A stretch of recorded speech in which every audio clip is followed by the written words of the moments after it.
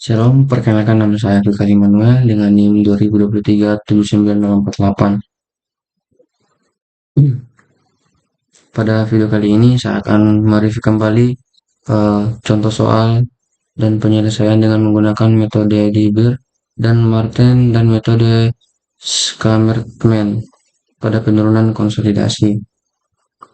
Nah, penurunan konsolidasi sendiri adalah proses pemadatan tanah yang terjadi akibat penambahan beban pada tanah dino air yang menyebabkan keluarnya air dari pori-pori tanah. Proses ini umumnya terjadi pada tanah kohesif seperti lempung, di mana air yang terperangkap dalam rongga tanah berusaha keluar ketika beban diterapkan. Penurunan ini dapat dibagi menjadi beberapa fase, yaitu penurunan segera, konsolidasi primer, dan konsolidasi sekunder. Penurunan segera terjadi hampir seketika setelah beban diterapkan, sedangkan konsolidasi primer dan sekunder melibatkan perubahan volume tanah seiring dengan keluarnya air dari pori-pori tanah. Jadi penurunan segera terjadi hampir ketika bebannya langsung. Jadi pada saat beban langsung diterapkan, seketika itu juga penurunan segera terjadi. Nah, sedangkan untuk konsolidasi primer dan sekunder ini membutuhkan waktu sesuai dengan perubahan volume tanah seiring dari berkurangnya air dari pori-pori tanah tersebut. Nah, pada konsolidasi primer, penurunan berlangsung lebih lambat karena tergantung pada permeabilitas tanah dan kondisi drainase. Setelah seluruh air pori terdisipasi, akan terjadi konsolidasi sekunder yang disebabkan oleh deformasi plastis vertikal tanah. Besar penurunan konsolidasi sangat dipengaruhi oleh karakteristik tanah, seperti kompresibilitas dan ketebalan lapisan tanah. Oleh karena itu, pemahaman mengenai proses ini sangat penting dalam perencanaan dan analisis fondasi bangunan untuk memastikan stabilitas struktur di atas tanah tersebut. Jadi, penurunan konsolidasi tanah ini sangat penting sebelum kita membangun suatu bangunan atau konstruksi-konstruksi besar, karena kita harus tahu dulu bagaimana jenis tanah atau bagaimana keadaan tanah itu sendiri. Nah, di sini ada contoh soal di mana pondasi bangunan dirancang dengan menggunakan hasil uji kerucut statis. Hasil pengujiannya seperti yang diperlihatkan dalam gambar C8.4. Beban terbagi rata pada dasar pondasi Q sama dengan 9,5 ton per meter persegi. Berdasarkan pengamatan hasil uji kerucut statis, diperkirakan dapat dipakai fondasi bujur sangkar 4,4 meter dikali 4,4 meter dengan kedalaman 1,25 meter. Nah, berat volume tanah dapat dianggap seragam sebesar 1,85 ton per meter kubik. Nah, tentukan besarnya penurunan akibat beban fondasi dengan cara yang pertama, De Beer dan Martin, yang kedua, Scamerman.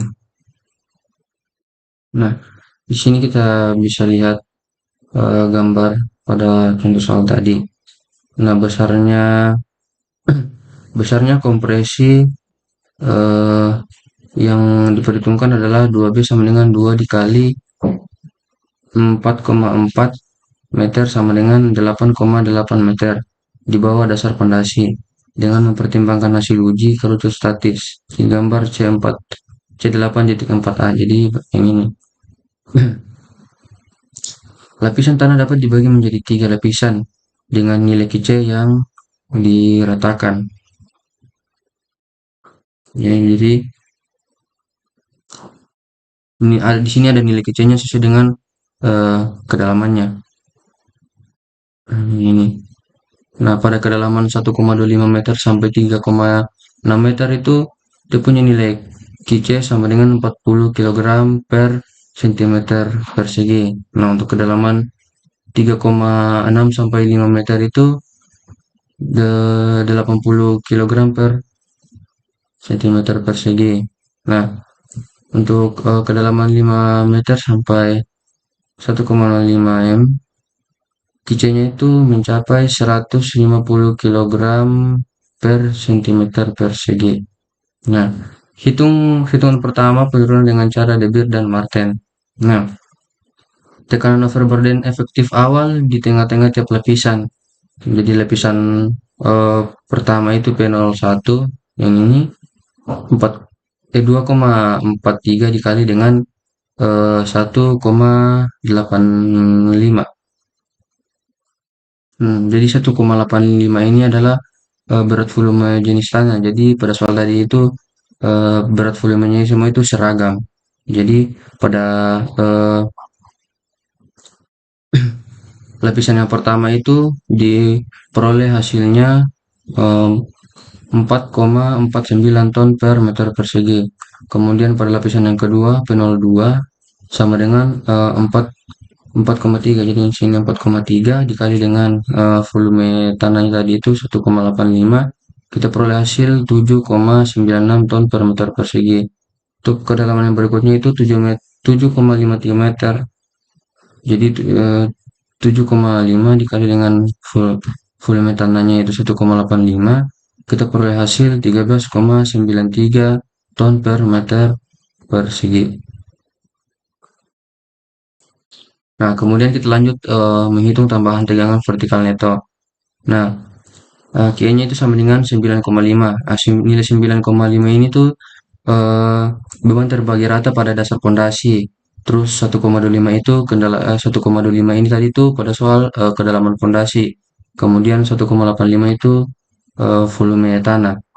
Jadi QE-nya itu sama dengan 9,5 dikurang 1,25 dikali dengan 1,85. Maka kita berhasil di sini 7,17 ton per meter persegi. Kita ubah menjadi 0,717 kg per cm persegi. Hitungan tambahan tekanan akibat beban fondasi pada tiap-tiap lapisan tertekan disajikan dalam tabel C8.1a. Faktor pengaruh I ditentukan dengan menggunakan gambar 6.7. Nah, pada tabel ini saya sama dengan kedalaman dari dasar fondasi, di mana D-nya itu tadi D-nya itu yang ini ya, D-nya yang ini kita masukkan ke dalam tabel. Yang pertama 2,43, yang kedua 4,3, dan yang tiga ini 7,53. Nilai setnya kita peroleh nilai setnya 1,18, 3,05, dan 6,28. Untuk nilai B-nya 2,22, berarti nilai B-nya semua sama ya, 2,2. Terus nilai L-nya juga sama, 2,2. Terus untuk B per set sama dengan L per setnya, jadi nilai dari B per set dengan L per set kita peroleh di sini yang pertama 1,86, yang kedua 0,72, dan yang ketiga 0,35. Nilainya kita peroleh di sini 0,229, 0,135, dan 0,05. Nah, untuk delta P sama dengan 4 IKN dalam satuan kilogram per cm persegi. Yang pertama kita peroleh hasil 0,659, yang kedua 0,390, dan yang ketiga 0,144. Nah, untuk tabel yang berikutnya tadi itu, jadi yang D ini tadi itu kedalamannya dari kedalaman 1 meter sampai 3 meter, 1 meter sampai ke 3 meter, terus 3 meter sampai ke 5 meter, dengan 5 meter sampai ke 10 meter. Nah, kita peroleh nilai hanya di sini tuh 200, yang di kedalaman 1 meter sampai 3 meter itu kita peroleh nilai hanya 235, yang kedua 140, dan yang ketiga itu 505. Nah, untuk kecilnya tadi seperti yang sudah kita bahas tadi, kalau di eh, kedalaman 1 sampai 3 meter tadi itu 40 kilogram per cm persegi.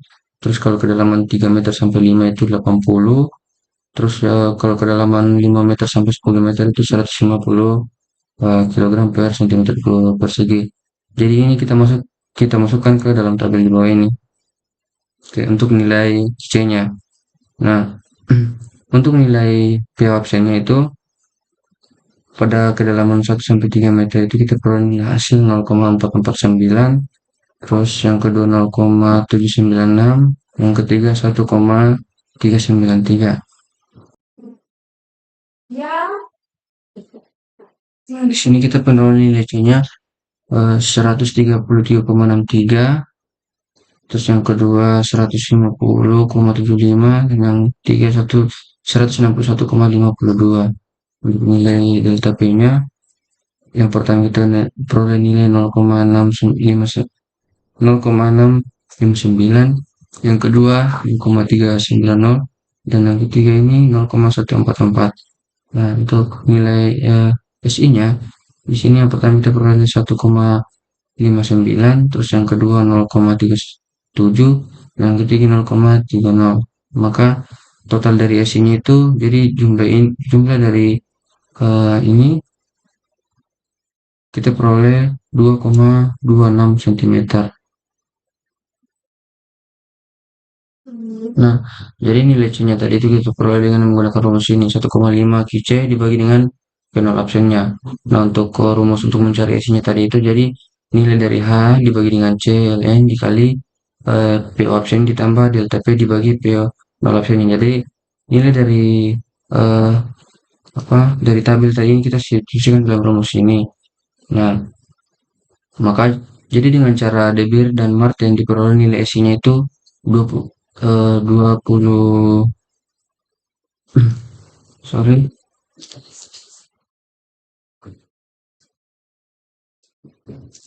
diperoleh 22,6 mm.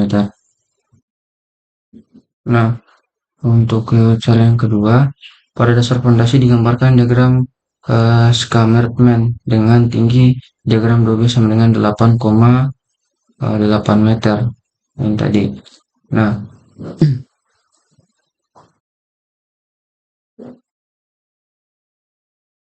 diagram ini digunakan untuk menentukan IZ-nya. Perhitungan selanjutnya diperlihatkan dalam tabel. Seperti tadi ini di dalam cara kita taruh di sini untuk nilai IZ-nya. Yang pertama kita peroleh hasil 0,33. 0,33.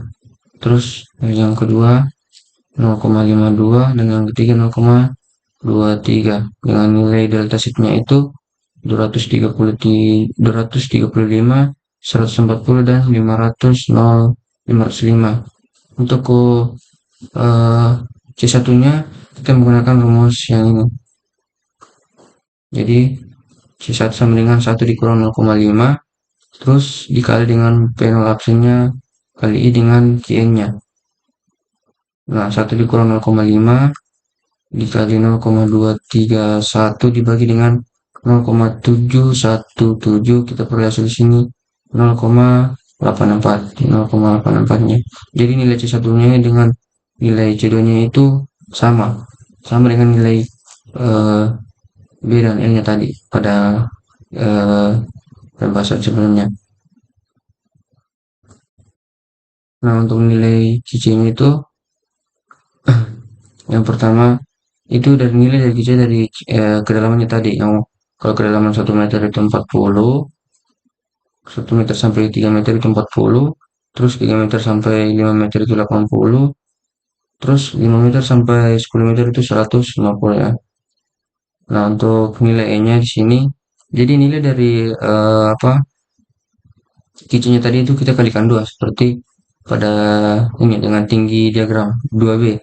Berarti nilai dari kedalamannya kita kali 2. Nah, kita peroleh hasil di sini untuk kedalaman untuk yang pertama di sini 180, terus 2 kali 80 kita peroleh 160, 2 dikali 150 sama dengan 300. Nah, sehingga kita peroleh SI-nya di sini. Yang pertama 0,90, yang kedua 0,60, dan yang ketiga 0,50. Nah,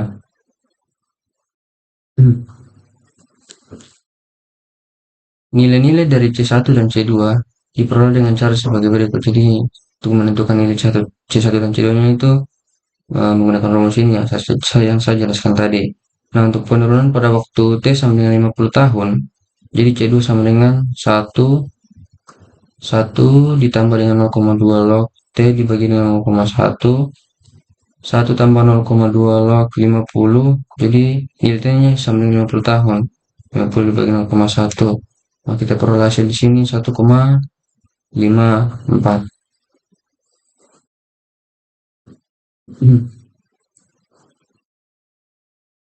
Nah, penurunan segera di tiap-tiap lapisan diperoleh dengan SI sama dengan C1-nya dikali C2 dikali Qn, terus dikali IZ-nya per E dikali dengan delta Z-nya.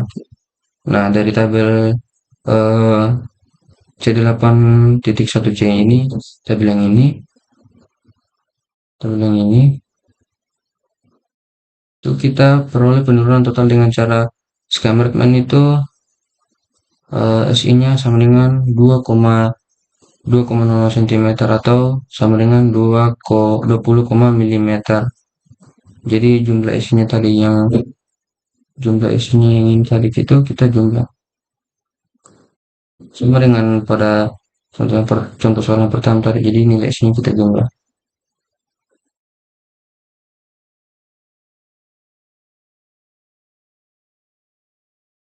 Baik, sekian video penjelasan atau eh, mereview tugas mekanika fluida dari saya. Mungkin masih banyak kekurangan dan kesalahan atau penjelasan saya masih kurang. Mohon dimaafkan. Sekian dan terima kasih. Shalom.